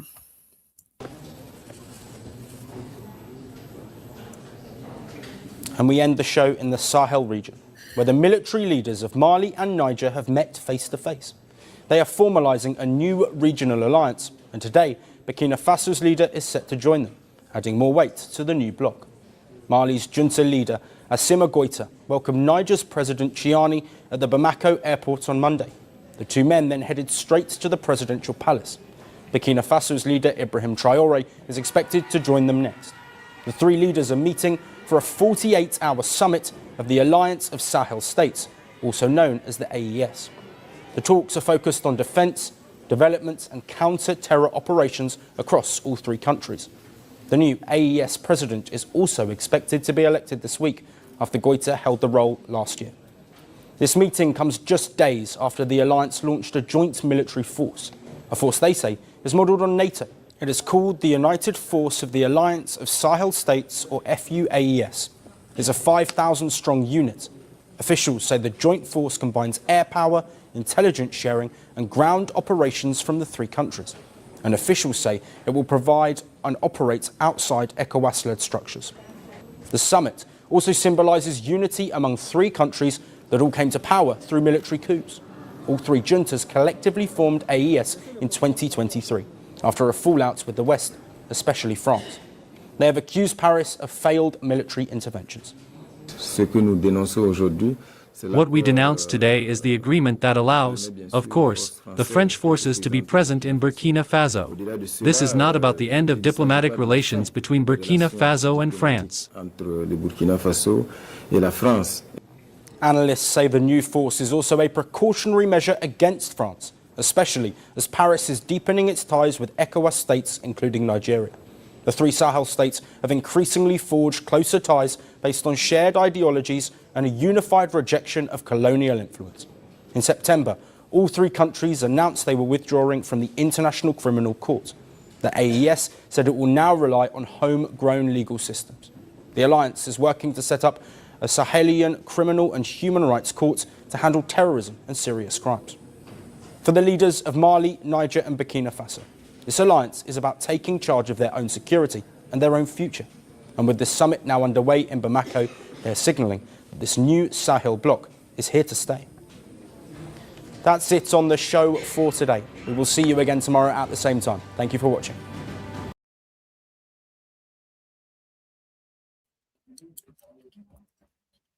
All right, brothers and sisters. That I ain't gonna lie. That one ended kind of quick for me. I thought the video was longer. So guess I get back to this article. I'll pretty much say is what we've seen already. Talks about the TV channels, TV station, and after Goita was appointed president of the Alliance at last year's summit, a new head of the AES is expected to be named in Bamako this week. Okay. So I didn't know that they're having a one-year term as the head of the alliance. I guess I didn't think nothing about it. Like, how does that work? But now we know. So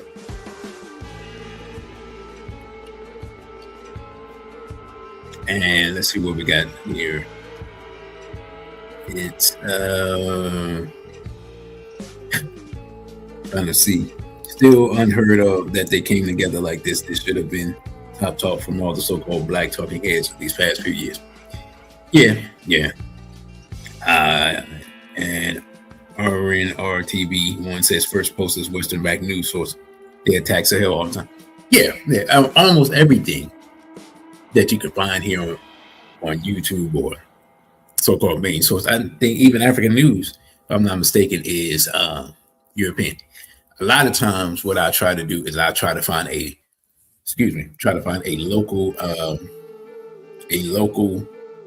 source, but for getting videos for a local source is harder than getting like just bringing up their articles. And even bringing up the articles from a local source, you're not like the first page of your search engine, you're not gonna find a local source like an actual news source from Burkina or from and a lot of times that's gonna be in French too. So that's a whole nother thing from Burkina or Mali. Or so yeah, I understand that, but I appreciate it. Say you recommend Andre TV. He has pictures and videos of what's going on in Sahel. They're doing like football numbers against the terrorists. Okay, I appreciate that. I'll be sure to check that out. I appreciate that. So, yeah, I saw some of the clips of what they were doing once they started putting in that work on those terrorists, brother. I did see some of that. What I need is to find I need to find a Telegram channel from somebody over there in the AES. That's what I need. Need one of those sources, right? Because when I was following the Ukraine, war strong, I was looking at some of their Telegram channels, and the Russians ain't mind showing them bodies, man. You know what I'm saying?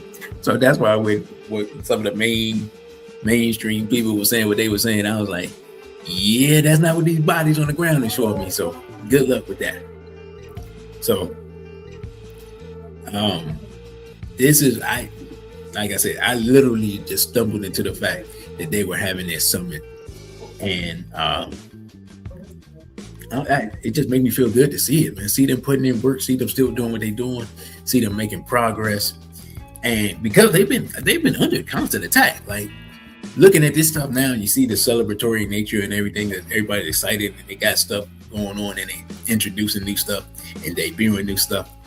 It's kind of easy to forget, like, how many times they have tried to take out Captain Traore, or how many times, like the whole, like when the terrorists tried to surround Bamako. You know what I'm saying? Like, I don't even like saying terrorists in the way that they use it, because it'll make you think one thing.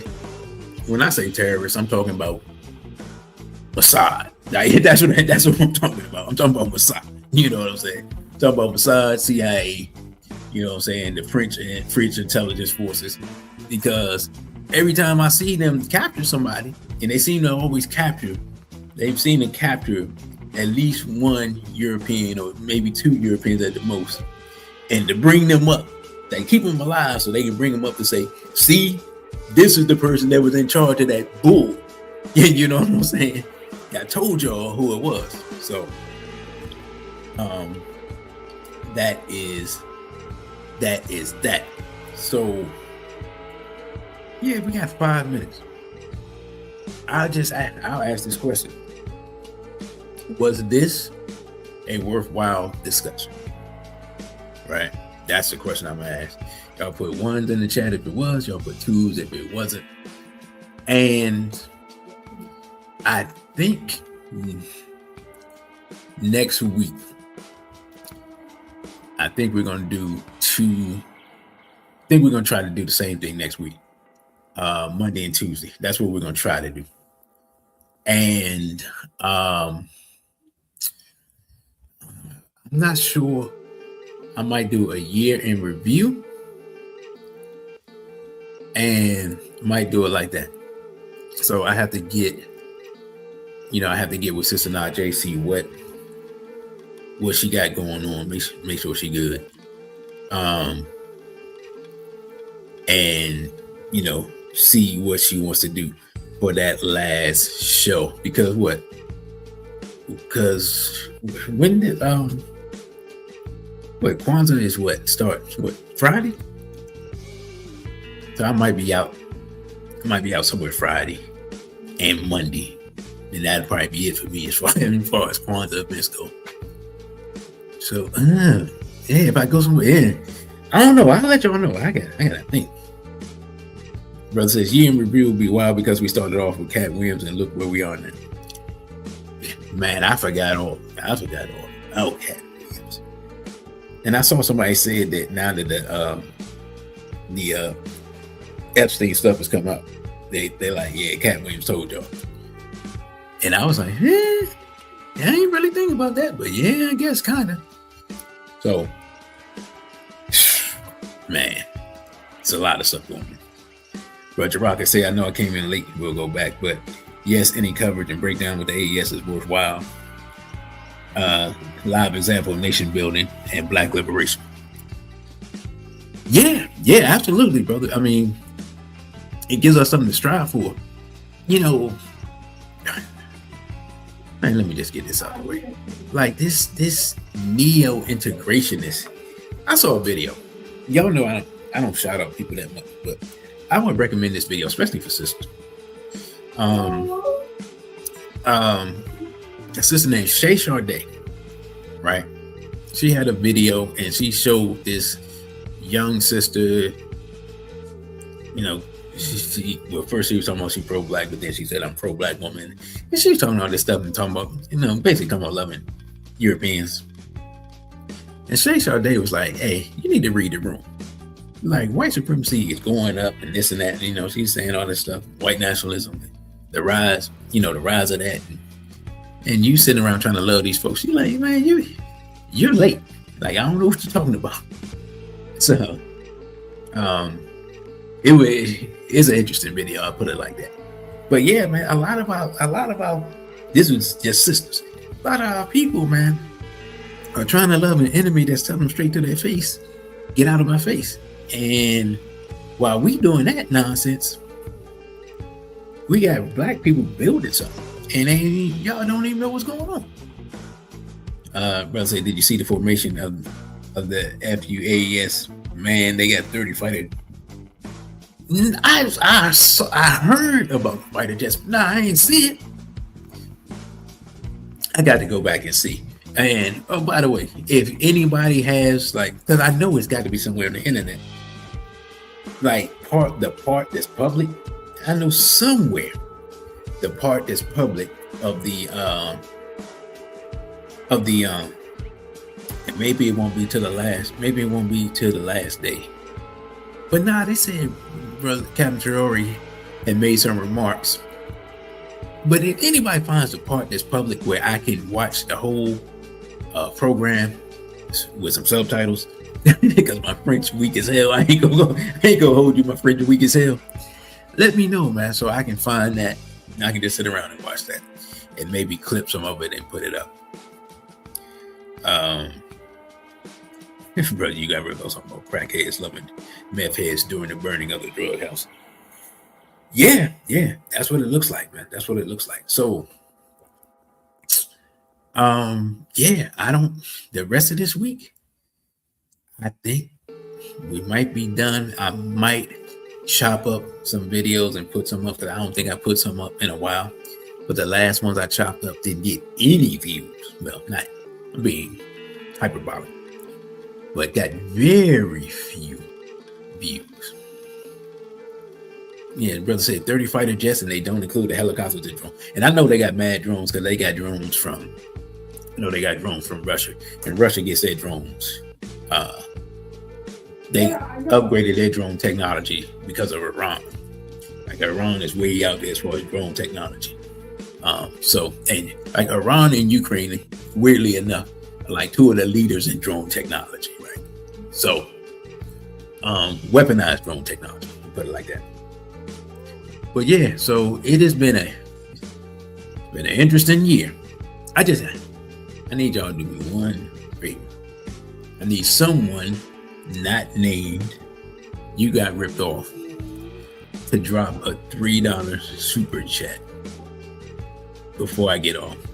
The reason why is because we're right on the threshold for passing the paid threshold. And we got 1 week left, and we might not do no more shows. So,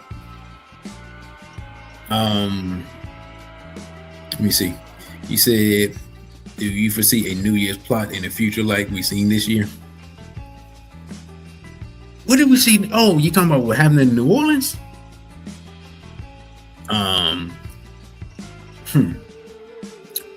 Wow. I hadn't thought of that. There's going to be a false flag in 2026. Whether it starts off the year, I don't think so. But you can't be, because the hats are so bold now. You know what? I'm not sure, brother. Because to be honest, I'm trying to see I've really been paying attention to see if Candace Owens gonna make it to the new year. Because she been going ham. And eventually the hat's gonna get rid of her and blame France. That's how that's gonna go down. It's just a matter of when. But she been so loud that it kind of look crazy if something happens to her now, because basically everybody will assume it's Israel. And the Europeans, like the white nationalists, she is. I mean, they're right. They consider her their woman. So it ain't gonna be too many. The hats can't pull off too many more things on big time people. Like the Charlie Kirk thing might have took them past the point where they can do stuff and people don't pay attention. But another false flag, like somebody blowing up a synagogue or something like that, it's Hanukkah now, right? Yeah, I can see that. I can see that. But I think the way people reacted, I don't think they want to do too many things that give people the idea. Too many things that people can say, oh, that's a false flag. Or do something that people cheer on and say, oh, yeah, they deserve that, so forth, so on. I don't think they want to do that. So things might just be chill for a while early in the year. But I don't know. We'll see. Because we got no days left. Got a week left. A week plus. And then it's 2026 means only 4 years left to 2030. Man, this is crazy. I'm just sitting here thinking, man, all this information I put out about the Great Reset and the Agenda 2030 and all these different plans and the whole C-19 situation, and now they working on this AI, and it's looking like they're gonna collapse this economy look like they're gonna do the AI. The AI is gonna collapse the economy, and then they're gonna go to the CBDCs. That's what it's looking like. And I don't think they're gonna wait till 2030 for that. I think that might get implemented by 2028. Like it might be the thing that Trump writes on his way out the door. So if they get to the point where they implement that, it's time to get out of here. Because once they do that, digital ID, CBDCs, once they implement all that whole infrastructure, it's a wrap. Like at that point, America becomes those dystopian movies that my generation grew up in, like starting from maybe like Escape from New York to The Matrix to Out of Time. I think, is that the name of the movie, brother? You got ripped off Out of Time, to like that whole dystopian collapse of society leading to rise of machine, Terminator, AI, that whole theme that's been going on from the 80s forward.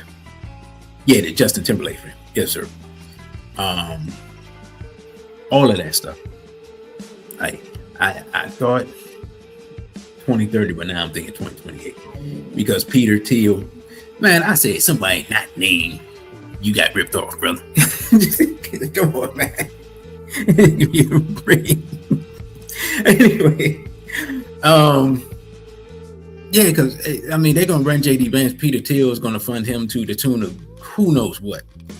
And y'all, I already did the thing on Peter Thiel. Y'all know he's a homophile from South Africa. I think he might be a crypto, but I'm not sure. And he's a weird, like even for a white dude, he's a weirdo. Like, I don't know if y'all ever heard Peter Thiel talk. Like, something wrong with that dude. And he's another one of these people that like, you look at some of these people, it's not clear where their money comes from, right? Like the Jeffrey Epstein, it's like the Jeffrey Epstein thing. Jeffrey Epstein is obviously Messiah because nothing about him made sense, right? When you look at his background and then you look at all of a sudden his connections and his money and stuff like that told you what's up. But a lot of these tech bros is like that. Man, these dudes, their money their net worth and what they've been doing to get it don't be adding up if you really look at it. But people just take them on face value. And man, I'm just sitting here thinking. I'll probably do the AI show sometime next year. I won't be able to get it as deep into it as I want to, because for me to get as deep into it as I want to, like, that would have to be a lecture. Like, people would have to pay for that, because that's not something I'm gonna be. First of all, put it on YouTube. Don't know how long it'll be up. Brother, you got ripped off. Says only him and Bill Gates can openly talk about genociding a group of people while wearing a smile. His was deep. They be talking about. They just be like, Bill Gates don't discriminate. Now, mind you, do he like killing black people? Sure, he does. But man, Bill Gates don't really care as long as he decrease the population. He ain't really, you know what I'm saying? Whoever it is, he cool. Brother says Peter Thiel, Stephen Cohen, Alex Karp, Joe Lonsdale, Nathan Gettings, evoking that Steve Coakley spirit of naming the names and tracking the connections. Yeah, man, the difference is, man, in Steve Coakley's day, he had to hunt these people down. Now these people just come out openly and tell you what they're gonna do and dare you to do something about it. So when I started, like what 5 years ago, I had looked into the WEF a little bit before that, because of I think because I was looking at the Trilateral Commission, then that led me to the WEF. But when I went deep into the WEF after, right after the pandemic started, man, all of a sudden you see all these same people in the same room all the time, and then you realize some of the other stuff that you learned or had heard was right there in front of you from the beginning. And that's what's crazy. So, bruh, for me, I just try to tell the people, keep the people informed, let them know what's going on. That's been my goal. Y'all know I said my goal ultimately is get the channel to pay for itself. Doing the analytics and the analysis of it and the views and all of this and that and the other. Basically, I need about 4 times. I need about literally 4 times the views or the subscribers, which if the viewers and subscribers follow each other, of what I have now, in order for that to be the case. So I don't know no way to keep doing that other than the grind. I don't know no way to organically quadruple your viewership. Hey, I don't know that trick. You know what I'm saying? I'm sure somebody knows. Somebody goes viral, but hey, it is what it is. What you say, bro? You got ripped off. Had my man walking away from his laptop like, these MFs been out face the whole time. Yeah, exactly. That's exactly what I be saying. I'm like, yo, because you start realizing that you've seen people on TV before. Be like, wait a minute, I've seen that fool on TV saying, and then you just like, bruh, I can't. I cannot believe that. Like, what's the name? Charlie Rose. The Charlie Rose show. I don't know if he still come on. And I had watched the Charlie Rose show before and seen you did, brother. And before they, by the way, brother, let's leave. You talking about debating people? Cause man, the Negroes make me tired just thinking about it, man. Because they don't, anyway, we'll talk. We'll talk. But yeah, I ain't gonna lie, it's been a hell of a year. Not in a good way. It's been a hell of a year. But yeah, man. Well, thank everybody that supported. A lot of y'all have supported a lot of different ways. Like I said, just spread the message and let people know, because I'm sure there's got to be more people looking for some information, trying to figure out what's going on and have some intelligent discourse. I ain't saying it's a lot of people, but I'm just saying I'm sure there's some people that we have not reached. So with that, brothers and sisters, I thank you all for listening. Do not forget to like, share, and subscribe. Again, you can follow me on Instagram. And by the way, salute to all the Instagram people, because now we're over 10K. We're well over 10K now. But you can follow me on Instagram at dc.radical1, on Twitter at dc_radical_ONE, on OTWTube, which is a black-owned platform, at dc_radical1. You can donate via Cash App, $DC_Radical1, and Zelle at dc.radical_1 at protonmail.com. Now, if something changes and I got some free time and space, I'll let y'all know. You'll see me put up a message on Instagram and Telegram, and you'll see it on the YouTube.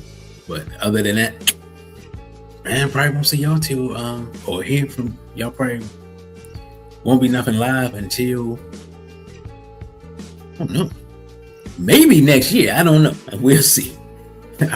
So, all right, with that, I say a BB for ODA and Street Black Pride.